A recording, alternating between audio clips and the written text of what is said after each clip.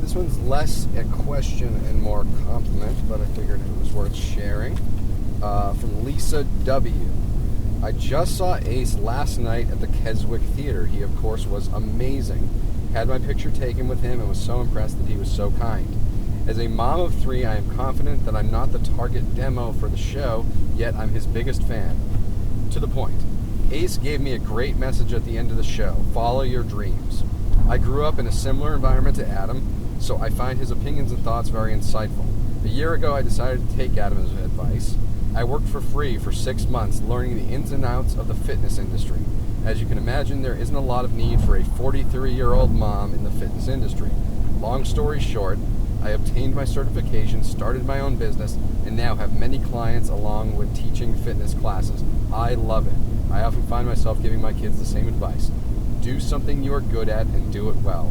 I listen to Ace every day. Not only is he hilarious, he is also smart and insightful. Thank you. And,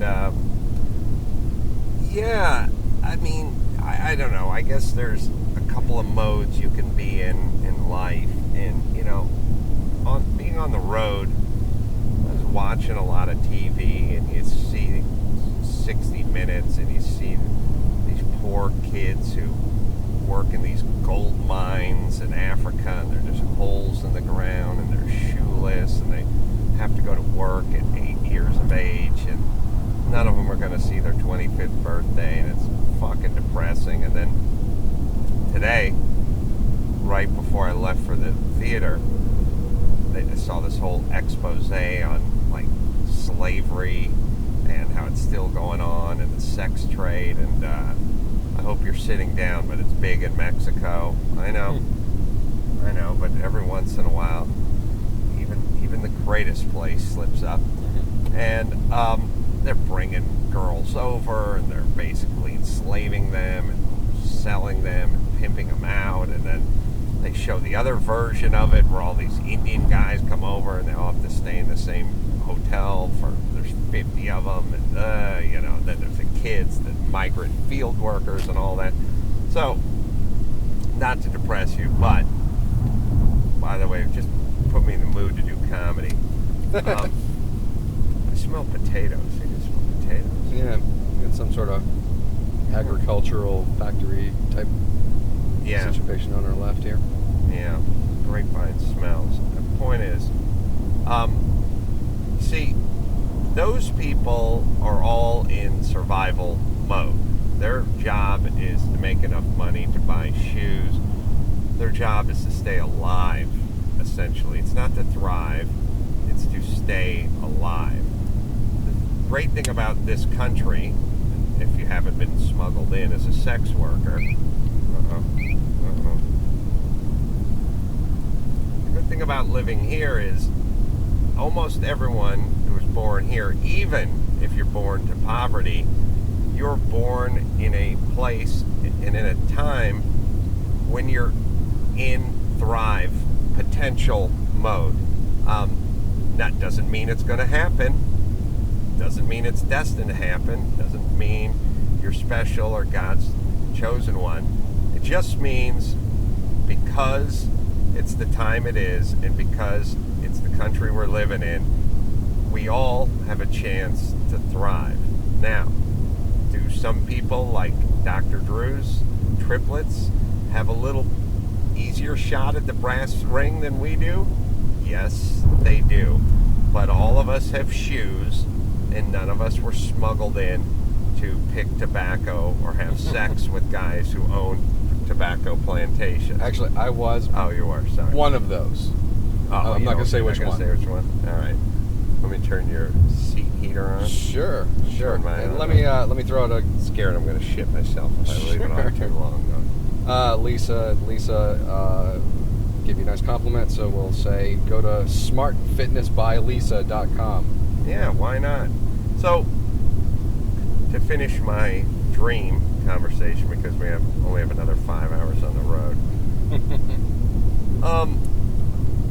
You can say, oh, well, my parents aren't wealthy, or I didn't get the greatest education, or I couldn't avail myself of many that Ivy League institutions or higher learning institutions that we have available in this country, that's fine. But you're not shoeless and going down a mineshaft in Africa. So just by virtue of the fact that you're here and you're here now and you're in this country, you can, and I know a lot of the folks over at Occupy Wall Street are going to tell you you can't, but I'm here to tell you you can. Now, you may have to work a little harder, and you may have to put in some overtime, and you may have to work for free, and maybe you come from a single-parent family, and maybe you're living in a one-bedroom apartment and sharing a bunk with your sister and two brothers. I understand all that, but that's what I'm trying to say is this, and let's see what shitty 80s song is playing.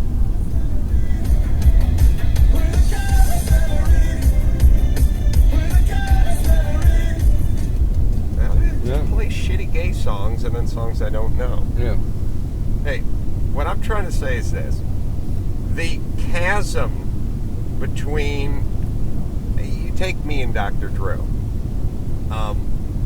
I grew up kind of crappy apartments and crappy houses, some welfare and some food stamps, and some parents that weren't particularly interested. And, little warehousing at the LA Unified School District, and some carpet cleaning and some ditch digging. You guys all know the story. And Dr. Drew grew up in a nice home in Pasadena with a dad who was a physician and was off to Amherst when he was 17, by the way. I just learned this the other day. Now, there's a chasm between Dr. Drew and myself in terms of who's going to have success in this lifetime. I mean, one guy starts off a little bit disadvantaged, that's me, and the other guy grows up a little more advantaged. He can get educated, can have higher paying jobs, so on and so forth. But that chasm between Dr. Drew and myself, or even Dr. Drew and some guy who's, first, second generation, came from Mexico, dad's driving a forklift at night to keep the family fed. That chasm is still much smaller than the chasm between me and the guy whose dad drives the forklift and the guy going down the mine shaft with no shoes on in Africa. That chasm is mammoth. That space between our two lifestyles is mammoth.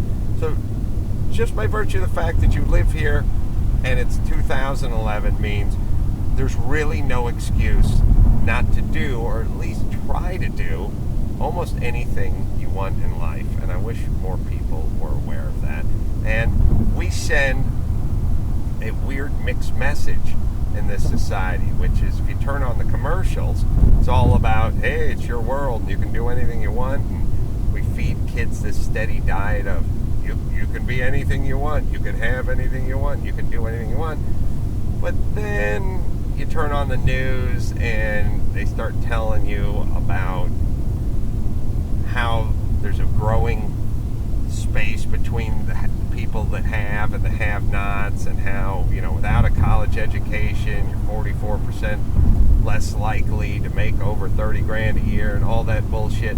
So there's a weird mixed message that we send. One is a sort of bullshit fairy tale message that's dreamt up by the sneaker companies, and the other is a doom and gloom that's dreamt up by the news companies to just get eyeballs. I would suggest that you throw out the high and the low and just proceed and realize we have a fairly level playing field. Not totally level, but as level as most countries get, and you should just go out and do what you want to do, or not, and quit bitching about it.